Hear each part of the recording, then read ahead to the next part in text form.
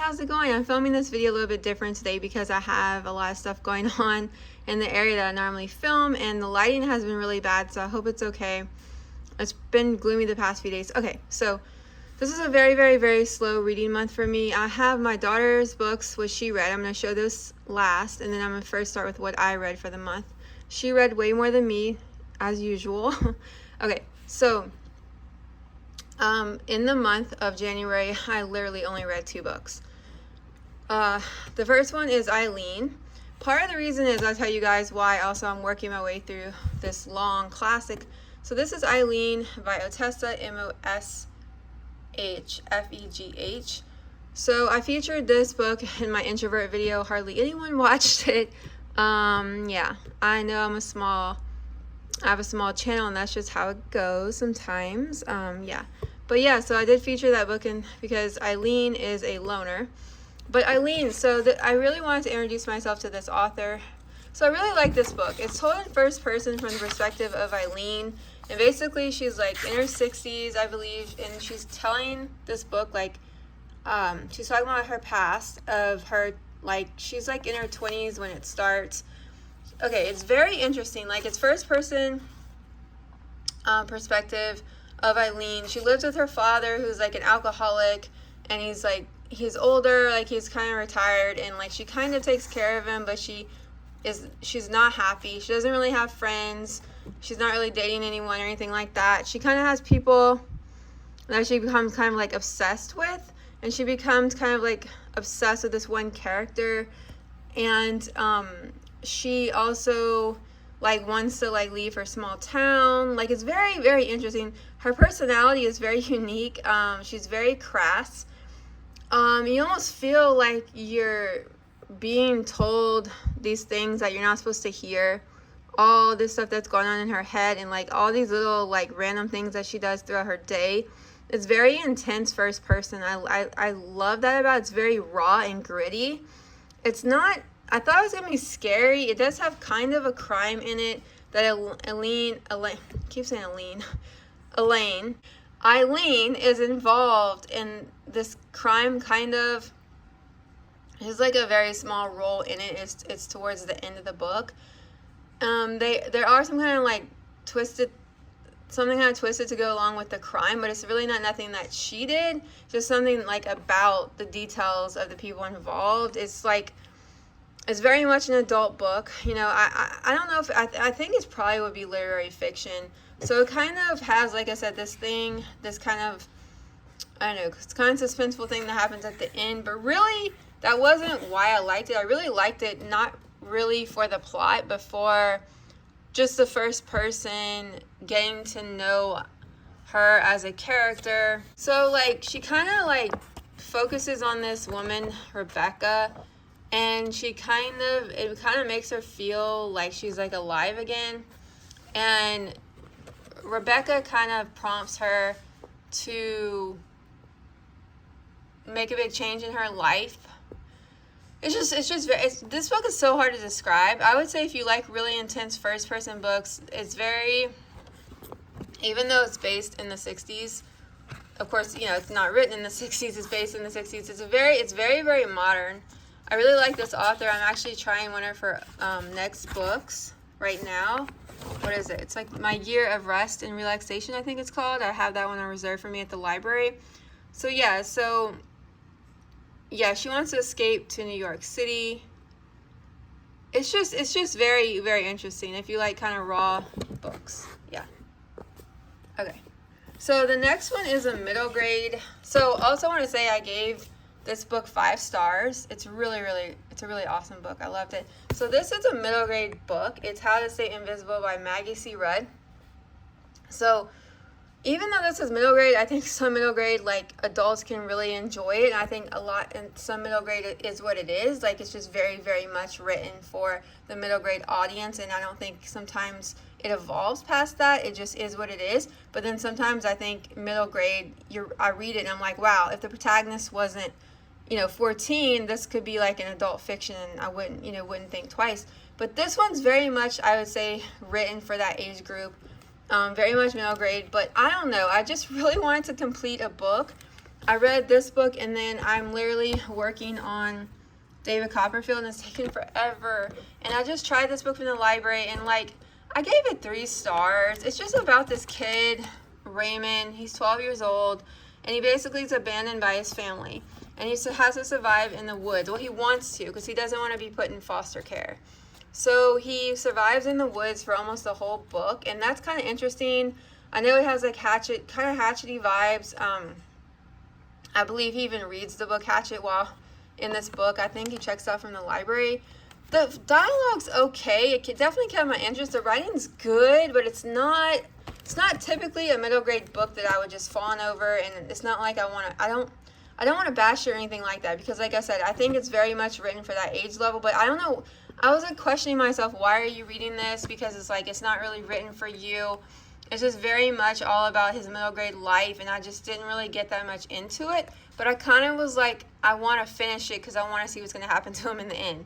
So I kind of wanted to find out like what's going to happen. I kind of cared about him as a character, but then some of the scenes towards the end, some of the things like the dialogue, it kind of like lost my interest. And it started to be so much about his middle grade life that it kind of lost my interest. So I don't know who I'd recommend it to. Maybe like an actual middle grader, maybe like someone who likes kind of stories about wilderness, and he has a dog.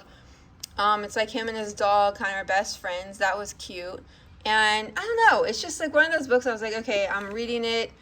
I said I wasn't going to read books that I didn't find were going to be 5 stars in 2024. But I did anyway, because I don't know, I just was like, David Copperfield's just been draining me. Okay, so yeah, I read that book, and like I said, I don't know that I'd recommend it for adults. I don't. Okay. So, David Copperfield, oh my gosh. I really, really, really, really, really loved Great Expectations. So I'm showing this book because I'm like 455, and this paperback edition has like 800-ish pages. It really started to, okay, the beginning really flowed, and I loved it. Like when I was like here, I really loved it, and I was like, oh my gosh, it's so good. It might beat Great Expectations for me, but it's not doing that for me. And I hate to say this, because Dickens is just like, oh my gosh, like I think he's such a good writer, and it's good enough to where I'm not DNFing it or anything like that. It's just losing my interest in the middle, you guys. Like, I don't know. I'm going to continue, though. I'm not complaining. There's just so many characters on side characters that I just don't care about as a reader. There's so many details in it that have kind of just like failed to catch my interest, like unlike Great Expectations, which also had a lot of details. But I know that's how Dickens writes. But it's just, I'm just struggling. That's why I really just, okay, so like I'll finish it eventually, but I'm not giving myself, like, I'm not going to be hard on myself about it. Like, I'm just not. So I'm working my way through it, and I just don't find him as a character, like, I loved Pip in Great Expectations, you know, like, Great Expectations, like, he really, I don't want to, like, he really had all this, like, I don't know what word I'm looking for. Like, he had this kind of anonymous person that was like helping him along and helping him kind of like with this coming of age, Pip, be who he was. But then he you know, being raised by his by his sister, and then her husband, who he had a really close relationship with. I just cared about the characters way more in Great Expectations. Like, you know, like, the woman, you know, the old, like, woman who wore the wedding dress. Sorry, I forgot her name. But, and then, like, you know, I just found them way more interesting. Like, I don't really find the side characters, honestly, none of them. I don't really find them that interesting, and that's kind of, and then, like, they're just, sorry if you hear my dog and my cat, they're playing. I just don't find them interesting. Like, I'm just like, I just want to hear more about David, and it's just so much about all these side characters that I'm just like, oh, shucks. Okay. So now I'm going to show you guys, before I show you what my daughter read, and she'll talk about that, I want to show you guys what I want to read for my TBR for February. I'm being gentle on myself. I'm not having an ambitious TBR for February because I still am going to be reading this. I'm still gonna be reading that, and so I really love every book I've read so far by Frances Hodgson Burnett, and this is The Lost Prince. And yeah, so I ordered this used from Amazon. It's about a 12-year-old